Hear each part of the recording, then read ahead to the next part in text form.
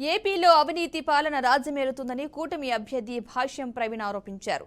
పల్నాడు జిల్లా పెదకూరపాడు నియోజకవర్గంలో భాష్యం ప్రవీణ్ ఎన్నికల ప్రచారంలో భాగంగా ప్రసంగించారు. చెరుకంపాలెం గ్రామానికి వైసీపీ ప్రభుత్వం చేసిందేమీ లేదని విమర్శించారు. కృష్ణానదికి దగ్గరగా ఉన్న గ్రామం అయినప్పటికీ ప్రజలు సాగు, త్రాగునీరు లేక ఇబ్బందులు పడుతున్నారని చెప్పారు. టీడీపీ అధికారంలోకి రాగానే లిఫ్ట్ ఇరిగేషన్ ఏర్పాటు చేసి నీటి కష్టాలు తీరుస్తామని హామీ ఇచ్చారు. ప్రజలు సైకిల్ గుర్తుకు ఓటు వేసి సైకో పాలనకు చరమగీతం పాడాలని భాష్యం ప్రవీణ్ అన్నారు.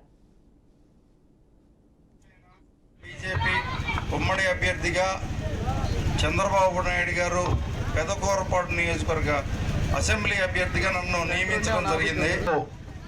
మే 13 జరగబోయే ఎలక్షన్లో తెలుగుదేశం పార్టీని అత్యధిక మెజారిటీతో గెలిపించాల్సిందిగా ప్రార్థిస్తున్నాను. సైకిల్ గుర్తుకి అసెంబ్లీ అభ్యర్థిగా భాష్యం ప్రవీణ్ అనే నన్ను, అట్లానే పార్లమెంట్ అభ్యర్థిగా కృష్ణదేవరాయలు గారిని ఇద్దరిని గెలిపించాల్సిందిగా ప్రార్థిస్తున్నాను. ఈ గ్రామానికి సాగునీరు ప్రాబ్లము, తాగునీరు ప్రాబ్లము రెండూ ఉన్నాయి.